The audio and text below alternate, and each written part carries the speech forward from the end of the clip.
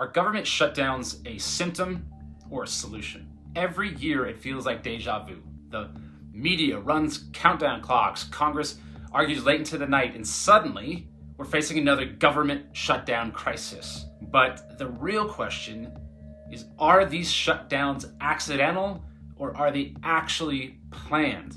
And more importantly, who really benefits from all of this drama? I'm Aaron Baker, co-owner and investment advisor with Wismar Financial, and today we're going to cover what a shutdown actually is, what they're used for, and what it means to you. So in the last 25 years, the US government has officially shut down 4 times for a total of 57 days with roughly a $35 billion hit to our GDP. But doesn't it seem like every year we're on the verge of a shutdown? So what does this really mean? Defined simply, a government shutdown happens when Congress can't or won't agree on a budget or even a short-term extension of the budget. When the government shuts down, funding stops for many agencies, but not everything grinds to a halt because there are what are considered essential services. These remain funded and continue operating. These include areas like air traffic control, border security, and military operations. You'll also still get your mail and your Social Security checks. Essential federal employees must keep working, but without pay. They are legally required to continue their duties even though their paychecks are delayed. Now, there's non-essential employees, and these employees most times are furloughed. That means they're temporarily sent home without pay. These jobs often involve administrative or supportive functions that, while they're very important, are not considered critical for the immediate safety or national security. Now, most federal workers eventually receive back pay. By law and by precedent, Congress has authorized full reimbursement for both furloughed employees and essential employees who worked without pay once funding is restored. So the financial strain comes in the meantime as these families wait weeks and sometimes even months for their paychecks to catch up. The fiscal year starts on October 1st, which is why this shutdown happens around the same time every year. But here's the thing, the US has never been unable to pass some kind of funding. So why does it always come down to the wire? Technically, Congress is supposed to pass 12 separate appropriation bills each year, but this almost never happens. So they pass what are called continuing resolutions instead. Continuing resolutions keep spending going at last year's levels for a short time. Politicians deliberately delay passing budgets because waiting until the last moment gives them leverage. Think of it like a political game of chicken. Each side is racing towards each other, towards the shutdown deadline, hoping that the other swerves first. And while they're playing games, it's us, it's the taxpayers who get caught in the middle.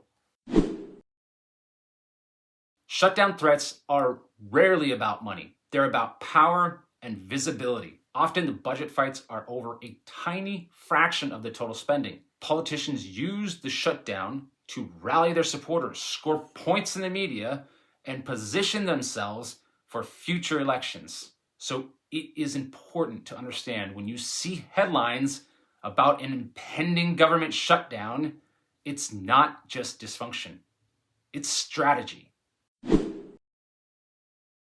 Now, there is a real world cost of this game. The federal workers who are furloughed, working without pay, delays in small business loans, tax refunds, and new government contracts. And of course, markets react with short-term volatility. Consumer confidence dips because Americans get nervous when the government looks unstable. I mean, just look at the price of gold right now. That's a sign of how nervous people are. And there's a ripple effect that hits everyday families. It can impact mortgage rates, retirement accounts, and even your grocery bills. This can all be influenced indirectly. For example, during the 2018-19 shutdown, 800,000 federal workers went without pay for 35 days. Imagine that, not knowing when your next paycheck is going to come. In one sense, no one officially plans for a shutdown because both sides claim they want to avoid it. But in another sense, yes, they are baked into the playbook.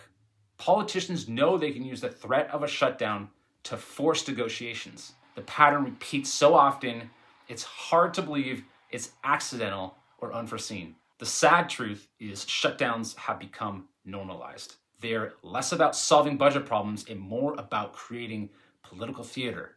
It's like pro wrestling. There's real impact, but the drama is planned and staged ahead of time for maximum effect.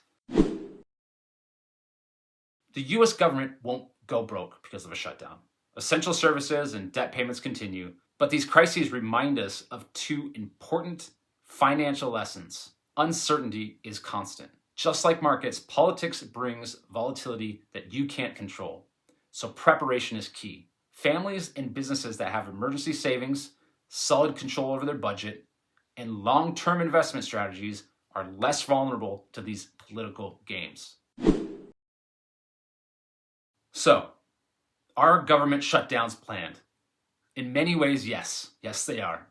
They're part of the ongoing political game in Washington, a game where deadlines are used as weapons, voters are pawns, and stability is often sacrificed for leverage. But here's what you can do. Don't play their game. Focus on yours. Build a financial plan that outlasts the noise. Whether it's a shutdown, an election, or a market downturn, what matters is that your wealth and your family are protected. If you enjoyed this video, we'd really appreciate a like and subscribe so we can build this channel and reach more people with this important information. And if you want help making sure your finances are protected no matter what Washington is doing, visit us at Wismar Financial. Thank you for watching, and we'll see you next time.